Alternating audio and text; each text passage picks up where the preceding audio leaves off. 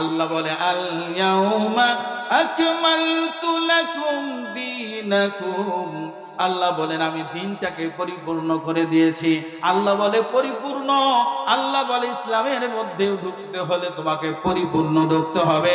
আর মুসলমানের সন্তান হয়ে বলে সব জায়গায় ইসলাম ইসলাম করিস না, ঠিক কিনা জোরে কর।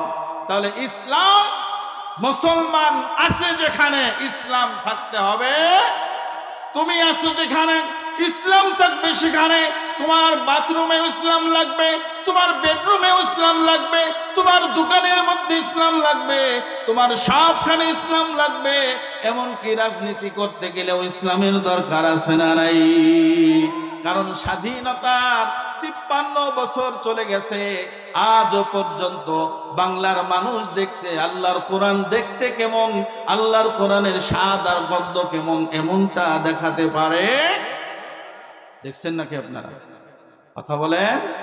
তাহলে ইসলাম কি এটা আমরা জানি না। আমরা মনে করি ইসলাম মানে হচ্ছে জারফুক দেওয়া, ইসলাম মানে হচ্ছে আজান ইকামত, ইসলাম মানে হচ্ছে ঈদের নামাজ, ইসলাম মানে হচ্ছে ইফতারি করা। ইসলাম মানে যে পূর্ণাঙ্গ জীবন ব্যবস্থা। বাংলাদেশের 99% এখনো এখান থেকে দূরে আছে। কথা বলেন ঠিক না বেঠিক? কিন্তু এই ইসলাম নিয়ে কি আপনি জান্নাতে যেতে পারবেন? কথা কয় না। কেন পারবেন না সেটা তো আমি একটু আগে বলছি। বাসে উঠতে হলে পুরাপুরি না অর্ধেক, মশারি টানায় মশারি থেকে মশা থেকে বাঁচতে হলে পুরাপুরি ঢুকতে হবে না অর্ধেক? তাহলে আপনি যদি আল্লাহর জান্নাতে যেতে চান, ইসলামের ভিতরেও আপনাকে ঢুকতে হবে পুরাপুরি না অর্ধেক। এই জন্য আল্লাহ পাক বলেন ইসলাম এমন একটি জীবন ব্যবস্থা যেটা তোমার রান্নাঘর থেকে আন্তর্জাতিক জীবন পর্যন্ত সব জায়গায় ইসলামকে তোমার লাগাতে হবে। আজকে আমরা দেখি মসজিদের মধ্যে মনে হয় ইসলাম আছে। ইসলামের যদি থাকতোই আজকে মসজিদের ভিতরে গেলেও আজকে ইসলামের কোনো স্বাদ আর গন্ধ পাওয়া যায় না। এখন ইসলামটাকে মানুষ মাপের টুপি দেখে, ইসলামটাকে মানুষ মানের দাড়ি দেখে, ইসলামটাকে মানুষ মানে জুব্বা দেখে, ইসলামটাকে মানুষ অধিকাংশ অংশ দেখে। বলেন তো ইসলাম যদি 1000 মানুষের মধ্য থেকে একজন আল্লাহর গোলাম যদি বলে লিল্লাহি তাকবীর, আর 1009,00,000 মুসলমান একত্র হয়ে যদি বলে জয় বাংলা, বলেন তো সওয়াব কি এই কোটি মানুষের বেশি হবে নাকি ওই লিল্লাহি তাকবীর যিনি বলছে তার বেশি হবে? ওয়াজ মনে হয় পছন্দ হইতেছে না? হ্যাঁ হুজুর, আমরা তো হুজুর খালি ঘটনা শুনি, আপনি কি তাফসীর শুরু করছেন? কথা কন না। এইটা দিয়েই তো কোরআনটাকে খেদাইছেন মাহফিল থেকে। ঘটনা কন, কি ঘটনা? আমার দাদা পানির উপরে যায় নামাজ বিছায় নামাজ পড়ছে, আল্লাহু আকবার। এই ওয়াজই তো এখন মানুষ শুনতে চায়, কিন্তু আল্লাহর কোরআনের একটা আয়াতের ভিতরে কি আছে এটা মানুষ দেখতে। কোরআন আছে যেখানে শান্তি, কথা বলেন, কোরআন আছে যেখানে শান্তি আছে। আমি আমার বাবা হুজুর আর দাদা হুজুরের কল্প কাহিনী বইলা আপনাদের চোখের পানি নাকের পানি ঝরা এই জায়গাটা নষ্ট করে ফেলাইলাম, কিন্তু কোরআনের একটা আয়াত পড়লাম না। কিছু মানুষ আছে কোরআনের আয়াতের পরিবর্তে গুলো শের কয়, শের আছে না, উর্দু বাংলা শের কয়া মাহফিলটাকে জুমায় ফেলায় বক্তা সেরকম। আমি আপনাকে জিজ্ঞাসা করি, 1000টা শেরের সামনে আল্লাহর কোরআনের একটা হরফ যদি উচ্চারণ করে সওয়াব কি একটা হরফে না 1000টা শেরে? তাহলে এই সত্য জিনিসটা আমরা কেন বুঝি না? আল্লাহর কোরআন কেউ বুঝে পড়ুক না বুঝে পড়ুক, পড়লেই সওয়াব 10টা। কে বলছে? আমার প্রিয় বাবাজিরা, এই জন্য জান্নাতে যদি যেতে হয় ইসলামটাকে পরিপূর্ণ ঢুকতে হবে, ইসলামের ভিতরে পরিপূর্ণ মানতে হবে। এই জন্য আল্লাহ রাব্বুল আলামিন বলেন ধৈর্য ধরো, সবর করো, এরপরে জান্নাতের পথ ধরো। আল্লাহ রাব্বুল আলামিন বলেন ইয়া আইয়ুহাল্লাযীনা আমানুস্তাঈনু বিস-সাবরি ওয়াস-সালাহ।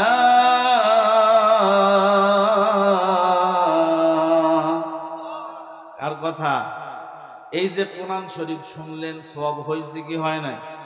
আর জোরে গান। আল্লাহ কয় হে বিশ্বাসীরা ধৈর্য ধরো। কি কয়? কে বলছেন?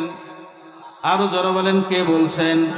মানুষ যখন ধৈর্য ধরে আর ওই ধৈর্যের ফলটা বড় মিষ্টি হয়।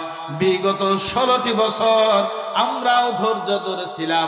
আমাদের বড় বড় আলেম ওলামাদেরকে জেলে ঢুকাইছো, আমাদের সকল বড় বড় ইসলামী আন্দোলনের কর্মীদেরকে ফাঁসিতে দিছো, এমনকি বিশ্ববরেণ্য মুফাসসির আল্লামা সাঈদীকে মেরে ফেলার জন্য আমৃত্যু কারাদণ্ড দিছো। এরপরেও সেইখান থেকে জেলখানা থেকে বের করে এনে ইনজেকশন পুশ করে বেড়ে ফেলেছো। এর চাইতে বড় ধৈর্য বাংলার মুসলমান আর কিছু দেখে নাই, ঠিক কিনা বলেন? এই জন্য শিক্ষা নিতে হবে অতীত থেকে। শিক্ষা নিতে হবে কোত্থেকে? অতীত থেকে। এক গ্রুপ পালাইছে, তাও তো পায় কি বলে শাড়ি স্যান্ডেল ব্লাউজ সবকিছু নিয়ে পালাইছে, কিন্তু স্বৈরাচারীর সঙ্গী যারা হবে মনে রাখবেন আগামী দিন আপনাদের পরিণতি এমন হবে, ওরা তো ছায়া ব্লাউজ নিয়ে পালাইছে, ওর পথ ধরলে আগামী দিনে ছায়া ব্লাউজ নিয়ে যেতে দেব না, উলঙ্গ করে ছেড়ে দিব, ঠিক কিনা জোরে বলো। এই আওয়াজে ইসলাম জিন্দা হবে না। কারণ হলো এই কথাগুলো শুনে আপনারা অভ্যস্ত না। দোষ আপনাদের না, আপনাদেরকে কেউ এই কথা শোনাইতে পারে না, ঠিক কিনা বলে? এই কথাগুলো হচ্ছে মানুষের ঈমানকে জাগ্রত করে। লিল্লাহি তাকবীরের ধ্বনি দিলে ফাসিক মুনাফিকের অন্তর কেঁপে ওঠে, আর এই মুমিনের ঈমান আরো জিন্দা হয়। জোরে কোন সুবহানাল্লাহ। এই জন্য লিল্লাহি তাকবীর হচ্ছে এটা ইসলামী স্লোগান, মুসলমানদের স্লোগান হবে নারায়ে তাকবীর। আর আমরা শিখছি একটা বাংলাদেশ জিন্দাবাদ, নাইলে জয় বাংলা। কথা কয় না, ঠিক কিনা? আল্লাহু আকবার বললে খুশি হয় কে? আর জোরে বলেন কে? আমরা আমাদেরকে এটা শিখায় না, আমাদেরকে এখান থেকে এটাকে কেড়ে নিছে। বিগত 100 বছর বাংলাদেশের সাধারণ মুসলমানদেরকে শিখাইছে লিল্লাহি তাকবীর হচ্ছে জঙ্গিবাদের স্লোগান। এই জন্য আমরা ঘুরি বাবা রে কত কোন দিত না। কি শিখাইছে? জয় বাংলা। এটা কোনো বাঙালিদের স্লোগান নয়, এটা ভারত থেকে আমদানি করা। জয় শ্রীরাম যারা বলে এদের কাছ থেকে কপি করে আমাদেরকে শিখাইছে জয় বাংলা। কিন্তু একজন ইমানদার মুসলমান জয় বাংলা বলতে পারে না। ইমানদার মুসলমান বলবে নারায়ে তাকবীর। আল্লাহু আকবার কইলেন না মুরব্বি, মুখটাই খুললেন না। আপনি কোন দলে আছেন? আল্লাহু আকবার কোন? আল্লাহু আকবার মানে কি? আল্লাহ বড়। উনি কইতেছে আমার বয়স 70 বছর, কেমনে আল্লাহ বড় হয়? আমি তো বড়, ঠিক কিনা বলেন? আল্লাহু আকবার বলতে কোনো কিপটামি আছে? জোরে বলেন, কিপটামি আছে? কারণ সব জায়গায় আমাদেরকে আল্লাহর সাথে পরিচয় করা দেয়।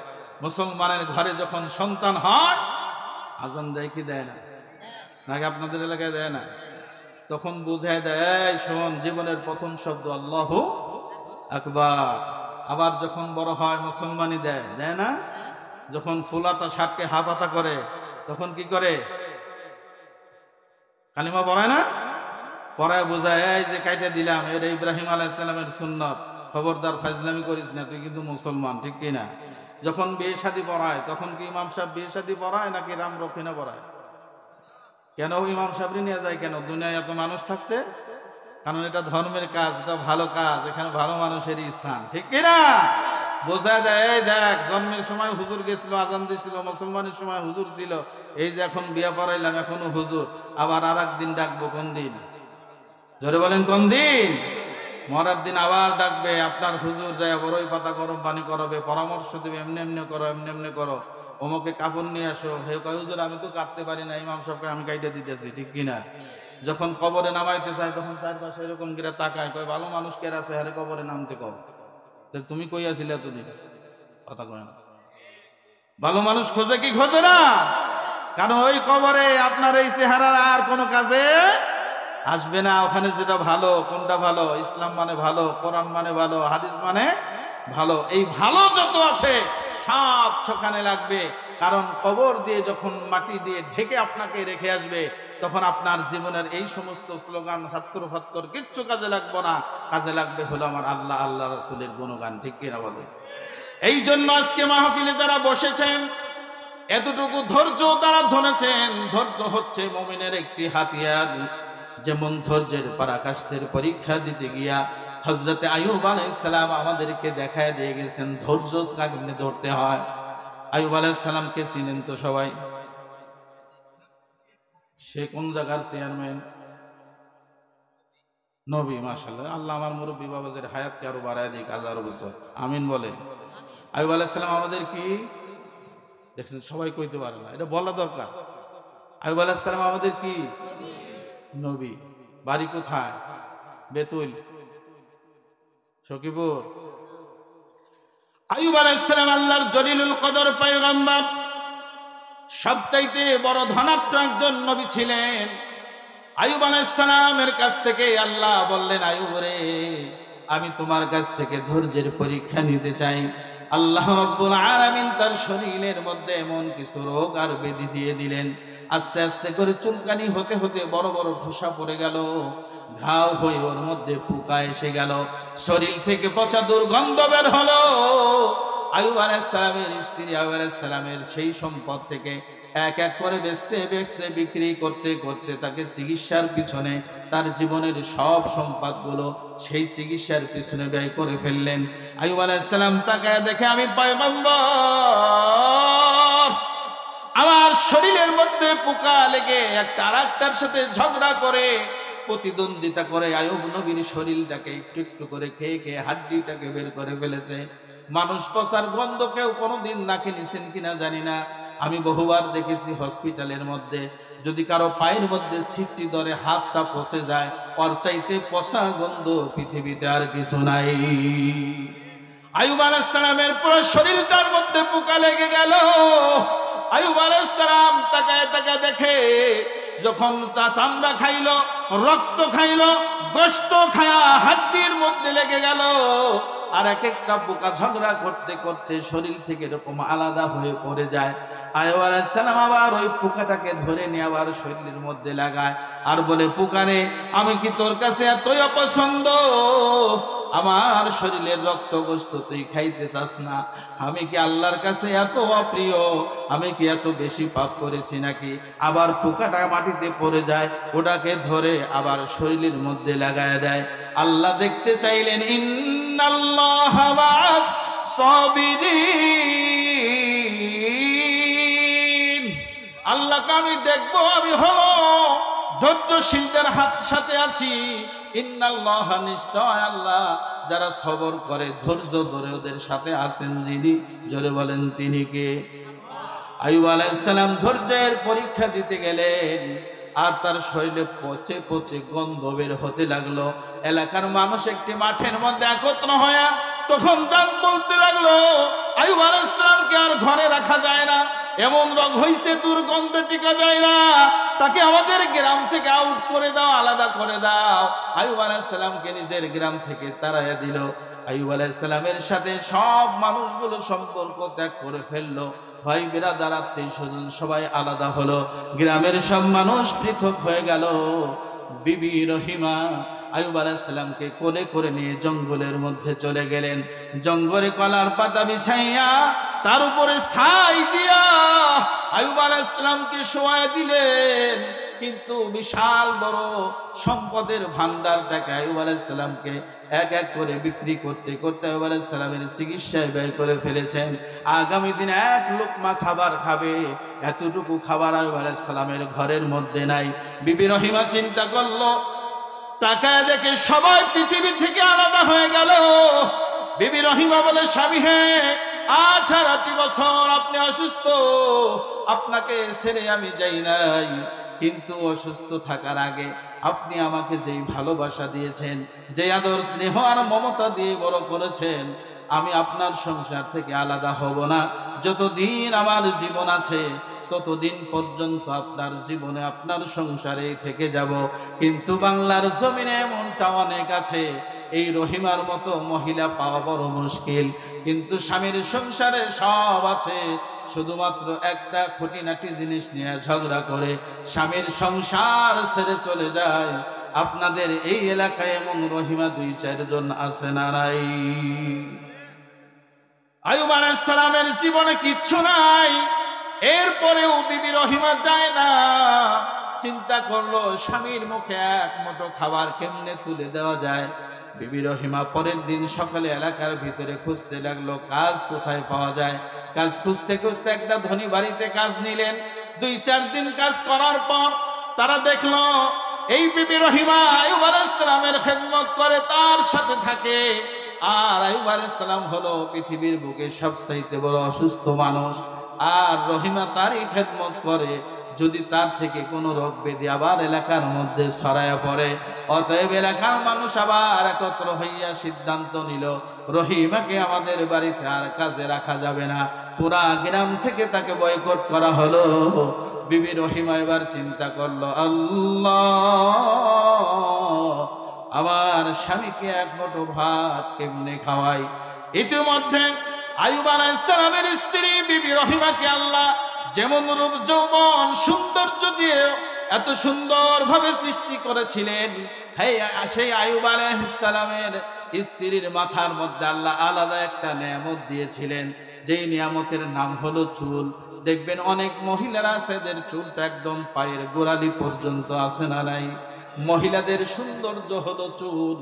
আজকে অনেক রহিমা এরকম আছে যারা আল্লাহর দেয়া বড় চুলগুলো রাখতে চায় না, বব কাটিন আর সুট কাটিন কইরা এলাকার যুবকদের মাথা নষ্ট করে আছে না নাই। বিবি রহিমার চুল দেখে ওই দেশের এক নেতার বউ পাগল হয়ে গেল।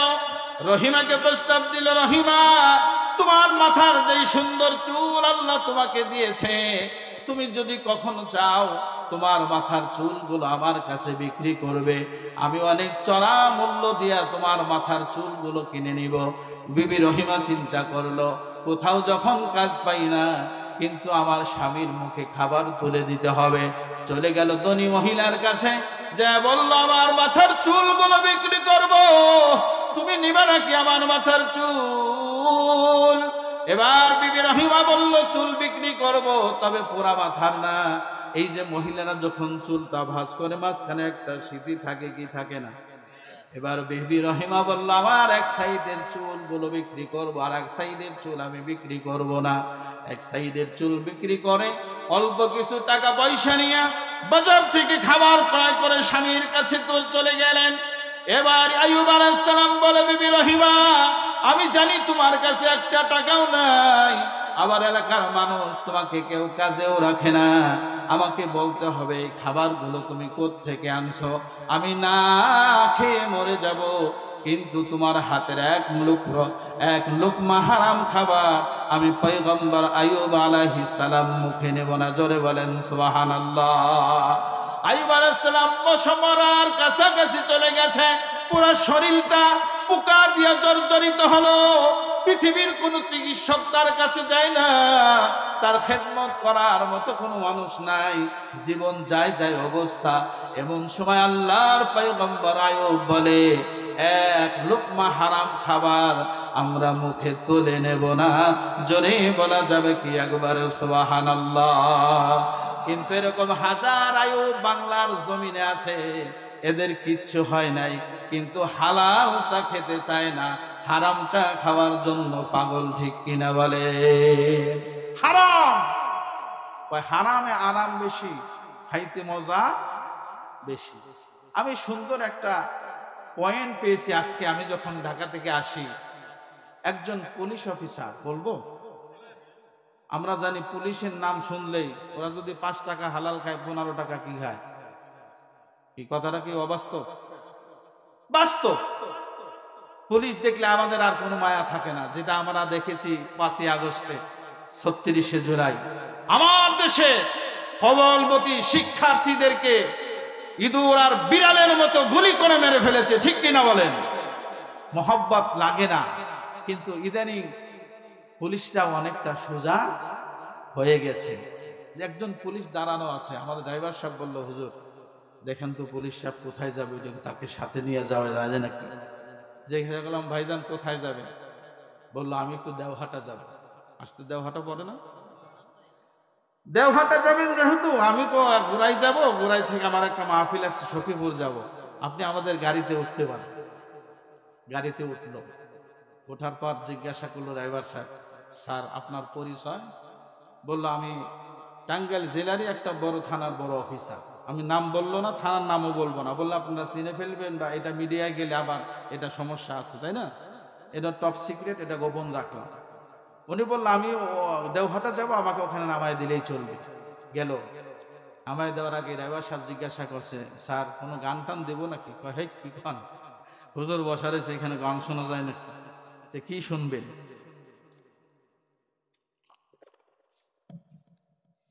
কয়েকটু ওয়াজ ছাড়েন।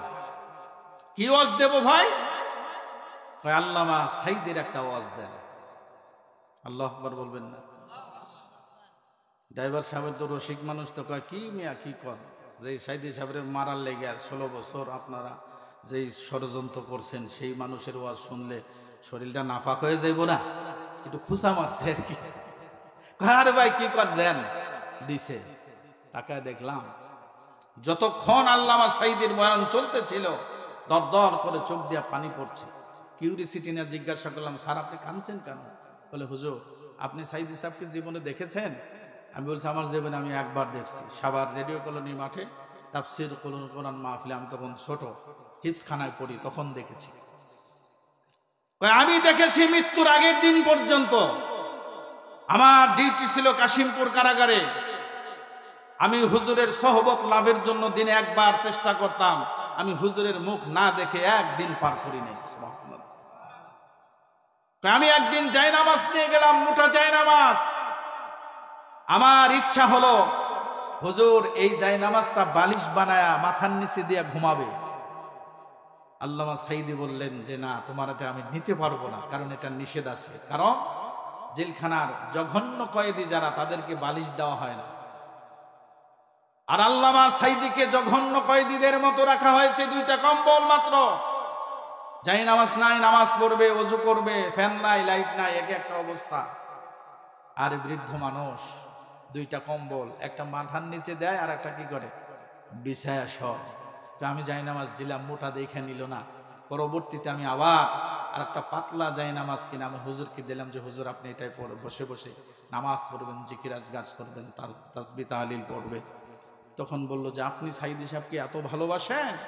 বলে হ্যাঁ, আমার জীবনে এরকম আমাদের প্রশাসনের মধ্যেও 1জন 2জন নয়, হাজার হাজার এমন আছে যারা আগামী দিনে আল্লাহর কোরআনকে বিজয় করার জন্য যে কোনো সময় উল্টে ধরতে পারে। ঠিক কিনা বলেন? হয় না এরকম? কারণ সবাই বলে এইদিকে ধর, কারণ ইমানের পরিবর্তন যখন হয় পিস্তলটা ঘুরে যেতে কথা হয় না। তার জ্বলন্ত প্রমাণ হচ্ছে 36শে জুলাই, 5ই আগস্ট। 3 বাহিনীর প্রধানকে বলছে কি করো তোমরা, কি ভাই কি চুল ফালাও নাকি? এই ছোট্ট ছোট্ট প্রমাণ রাস্তা অবরোধ করে আর আমার গদি দখল করতে চাই, তোমরা কি করো?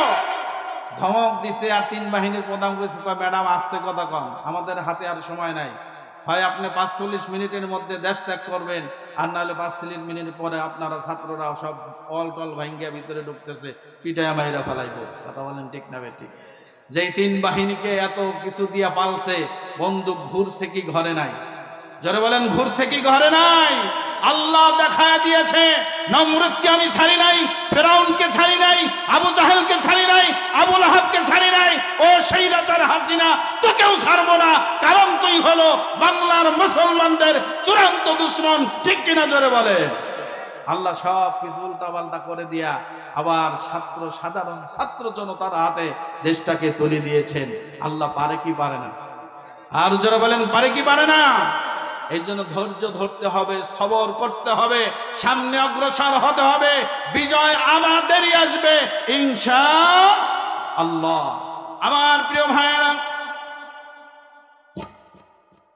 আইয়ুব আলাইহিস সালাম চিন্তা করলো আমি অসুস্থ হয়েছি, আল্লাহর পক্ষ থেকে আমার জন্য পরীক্ষা এসেছে, আর এই সময় যদি আমি হারাম লুকমা খাই, এক দানা খাবার যদি আমার পেটের মধ্যে দেই, কিয়ামতের ময়দানে মুসিবতের সময় আল্লাহ যদি জিজ্ঞাসা করে এর কোনো জবাব আমি দিতে পারবো না।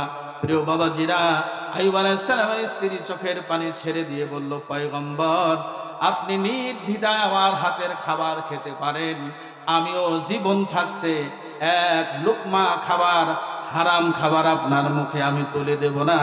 জোরে বলেন না একবার সুবহানাল্লাহ। এবার আজকে খাইলো, পরের দিন কি খাবে? আইয়ুব আলাইহিস সালামের স্ত্রী আবার চলে গেল সেই ধনী মহিলার কাছে, আবার গিয়ে বললেন আমি আমার আরেক পাটি চুল বিক্রি করতে চাই, ধনী মহিলা বা ওই পাশের চুলগুলো কিনে নিলেন। আইয়ুব আলাইহিস সালামের স্ত্রী বিবি রহিমা মাথাটাকে ন্যাড়া করে ফেললেন স্বামীর খাবার জোগাতে গিয়ে।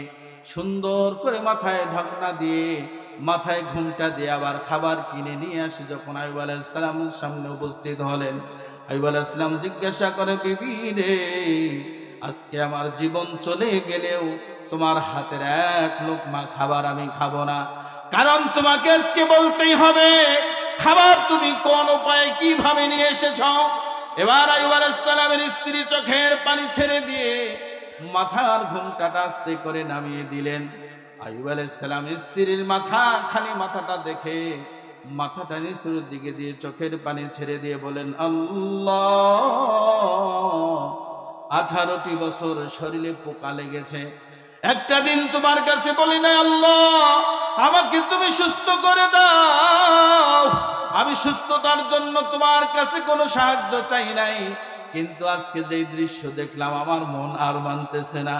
আল্লাহর নবী পয়গম্বর আইয়ুব আলাইহিস সালাম সুন্দর করে ওযু করে পবিত্র হয়ে আল্লাহর কুদরতি পায়ে সিজদায় পড়ে গেলেন, আল্লাহ, আমি আইয়ুব 18টি বছর অসুস্থ ছিলাম, তোমার কাছে কিচ্ছু চাই নাই, সুস্থতার জন্য কোনোদিন তোমার কাছে দোয়া করি নাই, আজকে মাথা তোমার কুদরতি পায়ের মধ্যে ঠাকাইলাম, আমার স্ত্রী মাথার চুল বিক্রি করে আমাকে খাওয়ায়, এমন দৃশ্য দেখার জন্য প্রস্তুত ছিলাম না রে আল্লাহ, আজকে যদি আমাকে তুমি সুস্থ না করো তাহলে এই জমিন থেকে আমার মাথা আর উঠাবো না।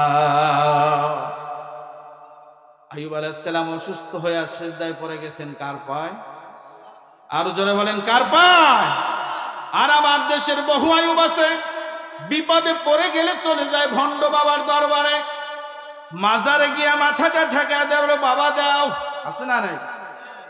এরকম বহু গাঁজাখোর ইয়াবাখোর পীর বাংলার জমিনে আছে, নামাজ নাই, কালাম নাই, দাড়ি নাই, টুপি নাই, এরাও আবার বড় বড় পীর আছে না নাই? আবার এদের দরবারে টুনটুনি আর ঝুনঝুনি বাজায়, আর বছরে বছরে ওরস করে, আবার সেই গান শুনে রিকশায় বৈশা সেই গান শুনে ঘরের মধ্যে জীবনে এক ওয়াক্ত নামাজ পড়ে না, এরপরে কয় জান্নাতে আমার আগে যায় কেরা। তখন না কেন নাই এই দেশে এরকম পীর নাই? শরীর দিয়া সিকামার আর গন্ধ হেও নাকি পীর, মোষ এত বড় বড় চুল, এই বড় বড় পিছন থেকে দেখলে মনে হয় যে কোন যুবতী মাইয়া, চুল এত টুকটুক, কিন্তু জীবনে নামাজ নাই। এক ওয়াক্ত আইয়ুব আলাইহিস সালাম বিপদে পড়ে পীরের দরবারে গেছেন, আল্লাহর দরবারে গেছেন। এই কথা বলেন না কেন, কার দরবারে? ইমানদার মুসলমান বিপদে পড়লে কারো কাছে যাওয়া দরকার নাই, আল্লাহর দরবারে ধন্না দাও, সেই আল্লাহ আমাদের জন্য আছে না নাই? আমার প্রিয় বাবাজিরা, ভাইরা, খেয়াল করেন, আইয়ুব আলাইহিস সালাম সিজদায় পড়ে আছেন। আইয়ুব আলাইহিস সালাম সিজদায় পড়ে গিয়ে বললেন, আল্লাহ, মাথা উঠাবো না যদি আজকে আমাকে আপনি সুসংবাদ না দেন। আল্লাহ রাব্বুল আলামিন জিবরাইল আমিনকে পাঠিয়ে দিয়েছে, জিবরাইল তাড়াতাড়ি যাও আমার আইয়ুব আলাইহিস সালামকে মাথা উঠাতে বলো, আর তার ডান পা দিয়া ওই সিজদার জায়গাটার মধ্যে একটু আঘাত করতে বলো, দেখবা সেইখান থেকে ঝর্ণার মতো পানি উঠতেছে। আইয়ুব আলাইহিস সালামকে বলবা ওইখান থেকে এক পেয়ালা পানি যেন সে নিজে পান করে, আর একটু পানি নিয়ে যেন শরীরটার মধ্যে ঢেলে দেয়, সঙ্গে সঙ্গে পরিবর্তন করে দিবেন কে?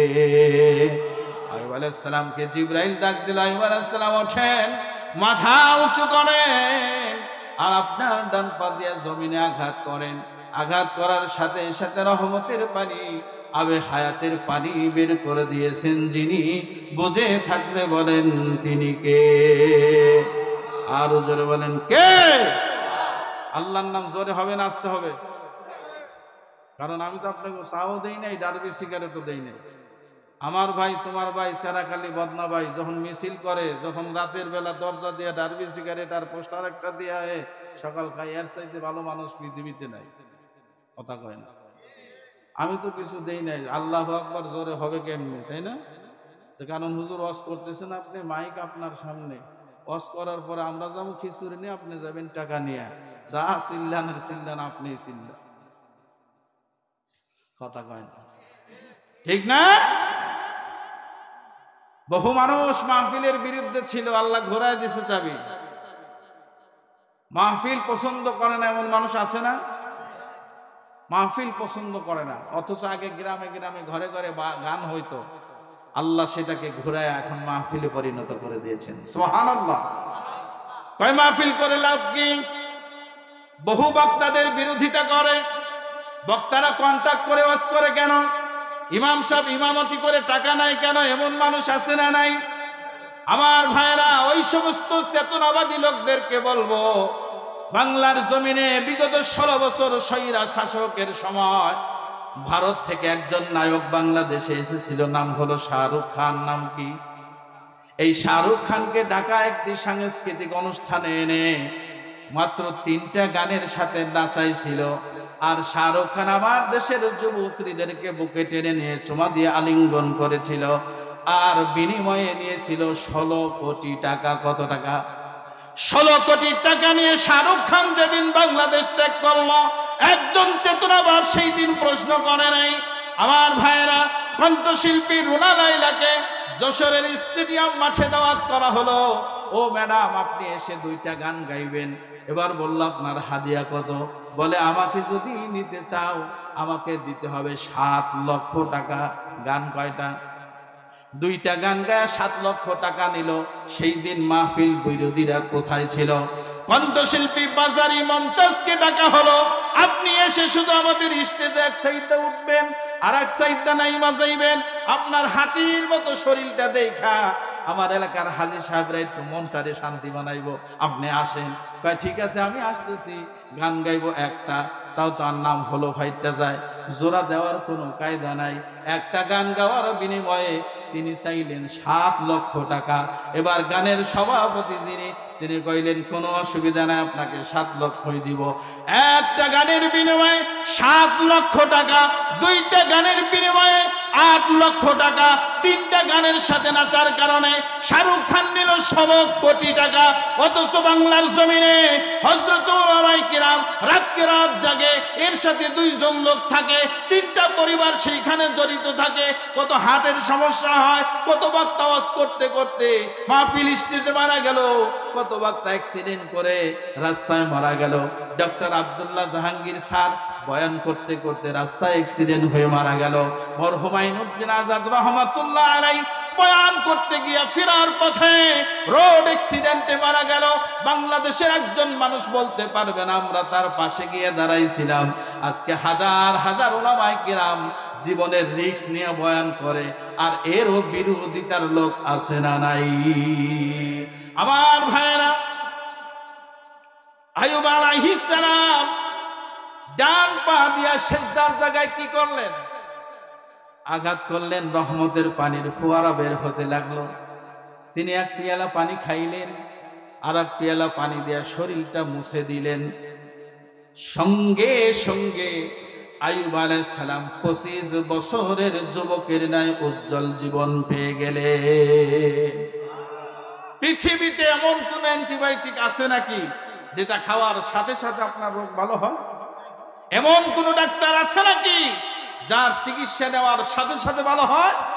কিন্তু আইয়ুব আলাইহিস সালামকে যে অ্যান্টিবায়োটিক পানির মাধ্যমে দিয়েছেন, যিনি, জোরে বলতে হবে তিনি কে? আল্লাহ। আর জোরে বলেন তিনি কে? হে আল্লাহ আছে না নাই? কেন আপনি বাবার দরবারে যান? কেন আপনি ভণ্ড পীরের কাছে যান? কেন আপনি মাজারে যে আপনার দামি কপালটা নোয়ান? আপনাকে শিক্ষা এখান থেকেই নিতে হবে যে আইয়ুব আলাইহিস সালামকে সুস্থ করেছেন যিনি, সেই আল্লাহ সুস্থ করবেন আমাকে, ঠিক কিনা বলেন? এবার আইয়ুব আলাইহিস সালাম পূর্ণ 25 বছরের যুবক হয়ে দাঁড়িয়ে আছেন। কিছুক্ষণ পরে বিবি রহিমা আসলো। আসার পর যেখানে আইয়ুব আলাইহিস সালামকে শোয়ায় রেখে গিয়েছিলেন সেই জায়গাটা খোঁজ করতে লাগলো। এবার আইয়ুব আলাইহিস সালামকে বিবি রহিমা ঘোমটাটা একটু বেশি করে এরকম দিয়া জিজ্ঞাসা করে, ও যুবক, এইখানে একজন বৃদ্ধ রোগী ছিল, তাকে আমি রাইখা গেছিলাম, তুমি কি তাকে চেনো নাকি? সে কোথায় গেছে তুমি জানো নাকি? বলেন তো, জিজ্ঞাসা করতেছে যাকে, তিনি কে?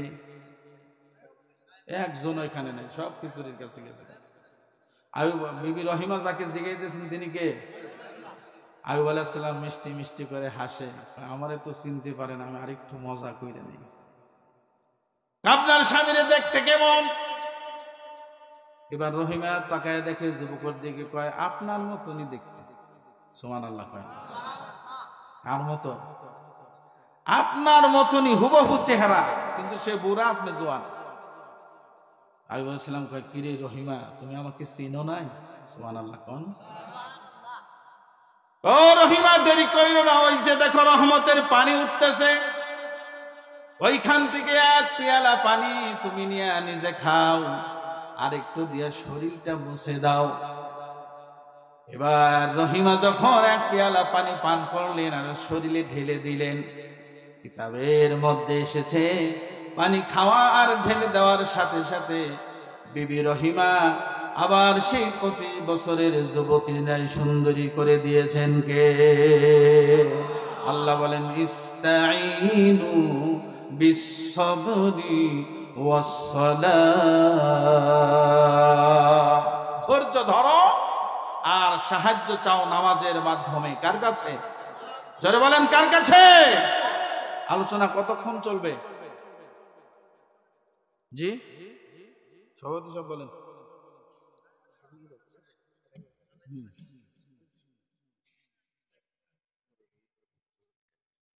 আচ্ছা, সভাপতি সব বলছে 15 মিনিট। ইনশাল্লাহ বলেন, আরো জোরে বলেন। তাহলে আমরা ইসলামের মধ্যে ঢুকতে চাই পরিপূর্ণ না অর্ধেক? সবাই বলেন, পরিপূর্ণ না অর্ধেক? তাহলে ইসলামী জীবন যাপন করলে শান্তি দিবেন কে? আর এই শান্তি পেতে হলে জীবনের সর্বোচ্চ দিয়া ইসলামের পথে ঝাঁপিয়ে পড়তে রাজি আছেন কিনা? জোরে বলেন। আমার প্রিয় ভাইরা, আল্লাহর হাবিব বলেন, আল জান্নাতু তাহতা আকদামিল উম্মাহাত, জান্নাত হলো তোমার মায়ের পায়ের নিচে। বিশ্ব নবী সাল্লাল্লাহু আলাইহি ওয়াসাল্লামের পবিত্র ঘোষণা, এটার উপরে আমাদের বিশ্বাস আছে না নাই? আল্লাহর হাবিব সাল্লাল্লাহু আলাইহি সাল্লাম মায়ের মর্যাদা এত বেশি দিয়েছেন, আল্লাহ রাব্বুল আলামিন স্বয়ং নিজে মায়ের মর্যাদাটা বেশি করে দিয়েছেন। সমস্ত পৃথিবীর যতগুলো ভালো ভালো জায়গা আছে, সব জায়গার সাথে আমার আল্লাহ আমার মাদেরকে সম্পৃক্ত করে রেখেছেন। আমার ভাইরা, অল্প কিছু কথা বলবো, দিলের কানটা একটু এদিকে লাগায়া দেন। আমার মা, আপনার মা, পৃথিবীতে আমরা এসেছি মাকে ছাড়া আসতে পারি নাই, বাবাকে ছাড়া পৃথিবীর জমিন দেখি নাই। এই জন্য মায়ের পেটে যখন সন্তান প্রথম গেল, মা শরমে কাউকে বলতে পারে নাই, লজ্জায় কাউকে বলে নাই। 1 মাস পার হয়ে গেছে, 2য় মাসে মা যখন কিছু খেতে যায়, মা তখন খেতে পারে না, গন্ধ আসে, ফেলে দেয়, সরায় ফেলে, খাইতে পারে না। মা ঘুমাইতে যায়, টেনশনে পড়ে যায়, কি হয়ে গেল। দেখলাম আস্তে আস্তে যখন দিন বাড়তে লাগলো, মা দুঃখিনী, সংসারের সকল কাজ কর্ম সারার পর আর পেটের মধ্যে আমরা যখন আস্তে আস্তে বড় হতে লাগলাম, এক একজন সন্তান মায়ের পেটে লাথি মারে, গোতা মারে, মা তখন খাইতে পারে না, ঘুমাইতে পারে না। এই দৃশ্যগুলো নিয়ে একজন অসুস্থ মাকে ডাক্তারের কাছে নিয়ে যাওয়া হয়। আর এই ডাক্তার দুনিয়া বাংলাদেশের কোনো সাধারণ ডাক্তার নয়, সেই জাপান আর লন্ডনের সবচেয়ে এফআরসিএস বড় ডাক্তার। তিনি তার গবেষণা করে একটা সুন্দর প্রতিবেদন তৈরি করেছেন। আপনারা যদি একটু দিলের কানটা দেন, আমি ওই ডাক্তারের বক্তব্যটা আপনাদের সামনে তুলে ধরতে চাই। আপনারা কি শুনতে চান রে ভাই?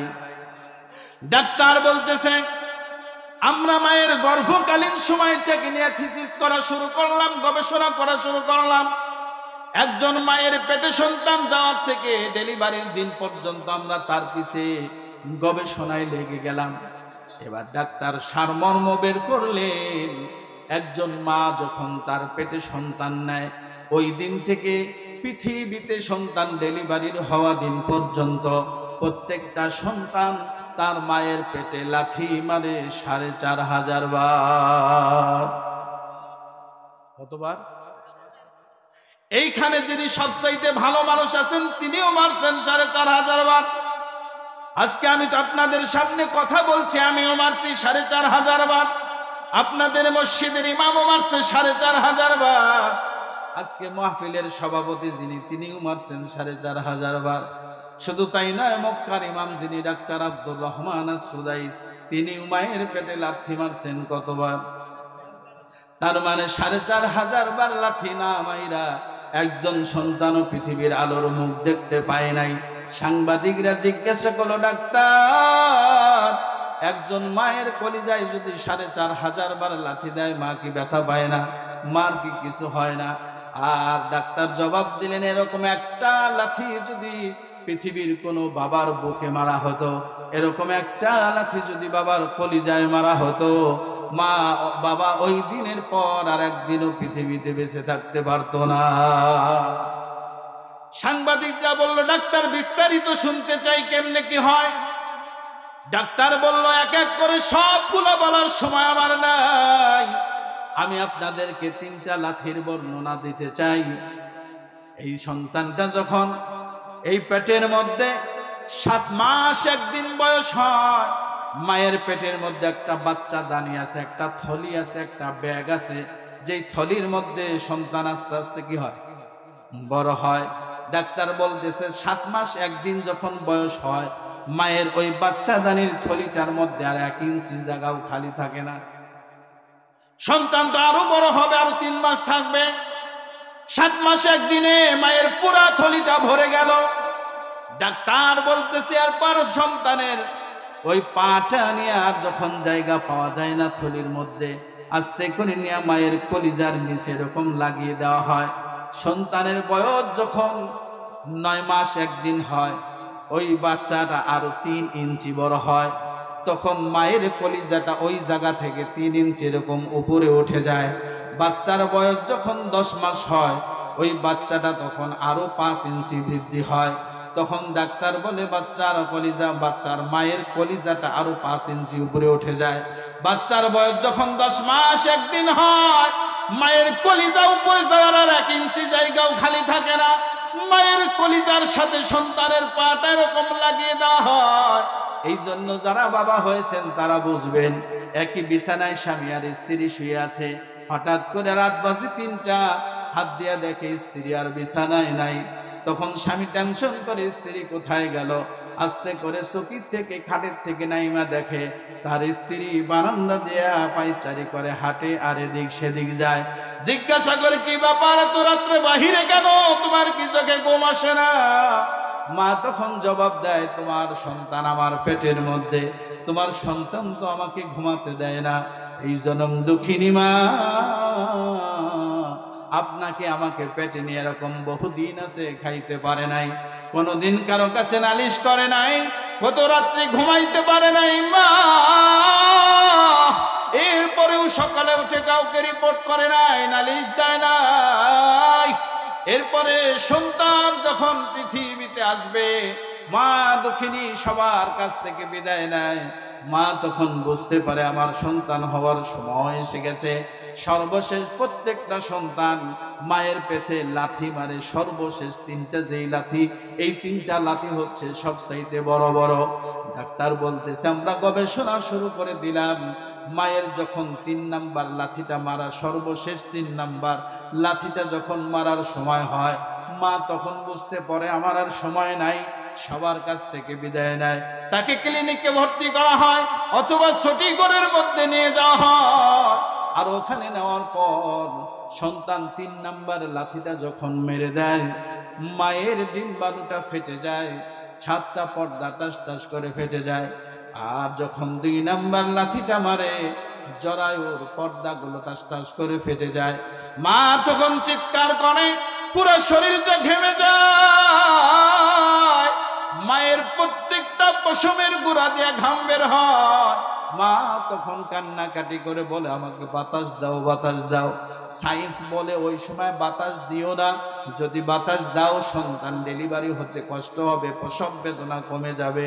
এই জন্য মাকে আর তখন বাতাস দেওয়া হয় না। মায়ের গলা শুকিয়ে কাঠ হয়ে যায়, মা তখন পানি পানি বলে চিৎকার মারে। আর সায়েন্স বলে এই সময় মায়ের গলা দিয়ে কোনো খাবার লিকুইড কিছু দেওয়া যাবে না। যদি এই সময় মাকে স্যালাইন অথবা পানি জাতীয় কিছু খাওয়াও, সঙ্গে সঙ্গে প্রসব বেদনা কমে যাবে, সন্তান ডেলিভারি হতে কষ্ট হবে। আল্লাহর হাবিব বলেন ওই সময় মায়ের এতটা পিপাসা লাগে, 7 সাগরের পানিও যদি মায়ের গলার মধ্যে ঢেলে দেওয়া হতো তারপরেও মায়ের পিপাসা মিটতো না। কিন্তু সায়েন্স বলছে ওই সময় মাকে পানি খেতে দিও না, মাকে এক ঢোক পানি তখন খেতে দেওয়া হয় না। ইতিমধ্যে সন্তান সর্বশেষ লাথিটা মারে। ডাক্তার বলে আমরা মাইক্রোস্কোপ যন্ত্র, অনুবেক্ষণ যন্ত্র, যত অত্যাধুনিক যন্ত্র আছে সবগুলা মায়ের কলিজায় ফিট করলাম। সর্বশেষ লাথিটা যখন মারে, ওই লাথিটার এত বেশি পাওয়ার হয়, ওই লাথিটা সরাসরি মায়ের কলিজার মধ্যে লাগে। লাগার সাথে সাথে মায়ের কলিজার উপরে টিস্যুর মতো সাদা পর্দা থাকে। আমরা তাকিয়ে দেখলাম মায়ের ওই লাথিটা, সন্তানের লাথিটা কলিজায় লাগার সাথে সাথে মায়ের শরীরের ওই যে কলিজার পর্দাটা টাস টাস করে ফেটে গেল। এত জোরে লাথিটা মারার সাথে সাথে সন্তানের মাথাটা পৃথিবীতে দেখা গেল। আশেপাশের দায়ী মহিলারা, নার্সরা ধরে সন্তানটাকে বের করলো।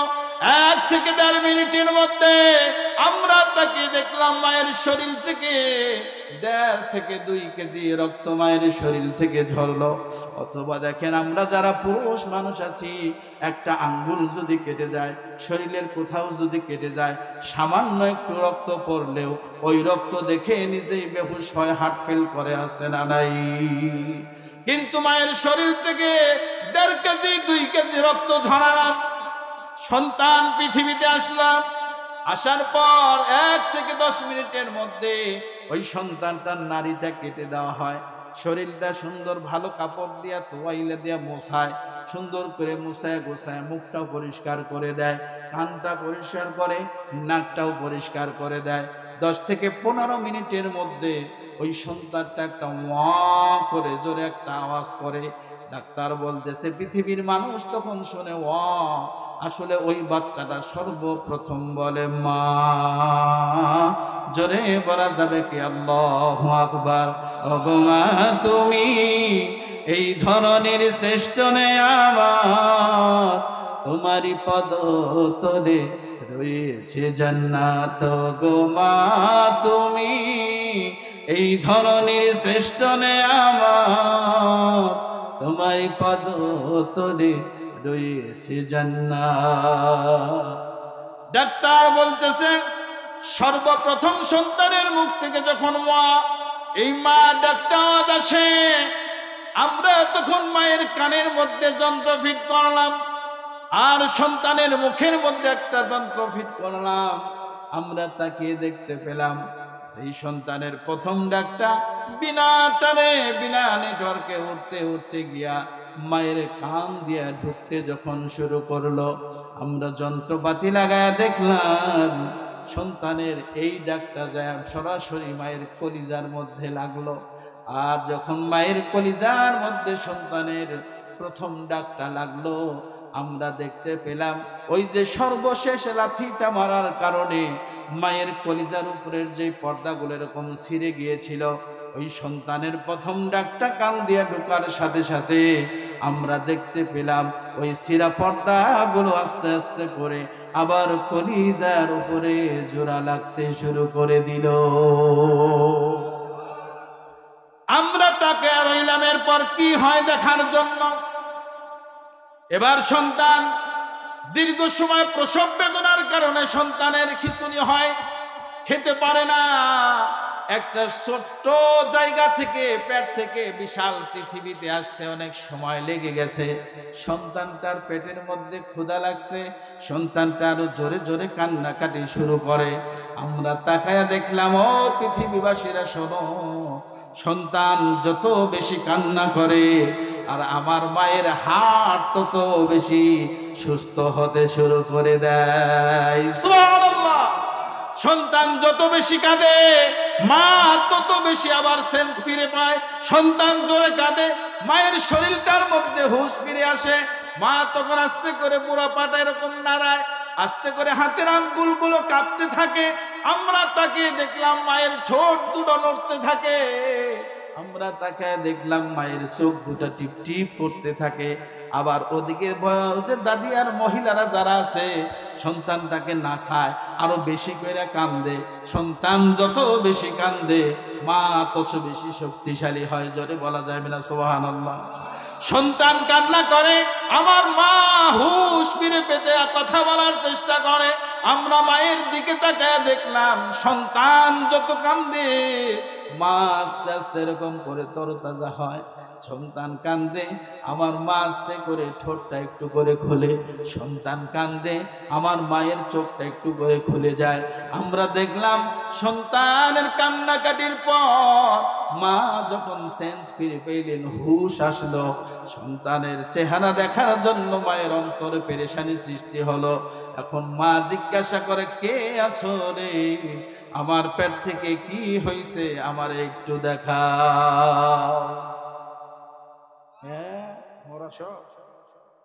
সুবহানাল্লাহ কইতে মন চায় না? আমার তো মনে হয় আমি কবরস্থানে ওয়াজ করলাম। আমার জীবনের প্রথম এরকম বোবা মুসল্লি পাইছি আজকে। আমি জীবনের প্রথম বললাম তো বোবা মুসল্লি। আল্লাহ কবুল করুক, বলেন আমিন। মা তখন আস্তে করে মুখটা এরকম খোলে, জিজ্ঞাসা করে, এই তোমরা কে আছো? আমার পেট থেকে কি হয়েছে আমাকে দেখা। আল্লাহ বোবাদেরকে কথার মধ্যে কথা বলার সুযোগ করে দিই। তখন মহিলারা ডাক দেয়া বলে, তোমার কি লজ্জা করে না? একটু আগে যেই সন্তানের জন্য মরে যেতে চাইলাম, মরে গেছিলাম, আল্লাহ আবার জীবন ফিরিয়ে দিয়েছে, কথা বলতে পারছো, তারে আবার দেখতে চাও? মা তখন চোখ দিয়ে পানি ছেড়ে দেয় দর দর করে। ও পৃথিবী মানুষ, তোমরা বুঝবা না, তোমরা জানো না 10 মাস 10 দিন যার জন্য কষ্ট করলাম তার চেহারাটা না দেখা পর্যন্ত দিলে শান্তি পাই না। এবার আশেপাশের মহিলারা সুন্দর পরিষ্কার কাপড় দিয়ে এরকম চকলেটের মতো মুড়াইয়া চেহারাটা বার করে মায়ের বুকের উপরে কলিজার সামনে এরকম করে ধরে, কি ধরে না? মা চোখ দেয়া দেখার আগে চোখগুলো টলমল করে পানিতে, শুকনা ঠোঁট গুলো কাঁপতে থাকে। মা তখন আস্তে করে সন্তানের চেহারাটা যখন দেখে রে, মা তখন বলে, ও পৃথিবীর মানুষ, 10 মাস 10 দিন সন্তানকে কষ্ট পেটে রেখে যেই কষ্ট করেছি, আমার সন্তানের চেহারাটা দেখার সাথে সাথে আমার 10 মাস 10 দিনের কষ্ট আমি ভুলে গিয়েছি। তা না হলে কোন মা ওই সন্তানকে কোলে নিত না, নিজের বুকের স্তনের দুধ খাওয়াইতো না। যেই কষ্ট মা করছে 10 মাস 10 দিন, ঠিক কিনা বলেন? এরপরে মা কয়, আমার সন্তান তো দেখলাম। মা তখন আবেগ আপ্লুত হয়ে যায়, নিজের শুকনা ঠোঁট দিয়ে আর এখন পানিও চায় না, বাতাসও। এখন মায়ের মাথার মধ্যে একটাই চিন্তা, আমার সন্তান এখন খাবে কি, কি করবে, কি করবে। মা তখন সন্তানের মাথাটাকে একটু উঁচু করে কপালের মধ্যে ছোট্ট করে একটা চুমু দেয়। চুমু দেওয়ার পর বলে, পৃথিবীর মানুষেরা শোনো রে, আমি এই যে সন্তানটাকে ডেলিভারি করতে যা শরীর থেকে যে রক্ত জড়াইছি, আমার কলিজা সেরা ধনকে আমার শুকনা ঠোঁট দিয়া যখন একটা সময়কে দিয়েছি রে, আমার ডেলিভারির সকল যতনা কষ্ট যন্ত্রণা আমি আমার সন্তানের কপালে চুমু দেওয়ার পর ভুলে গিয়েছি। সুবহানাল্লাহ। এই যে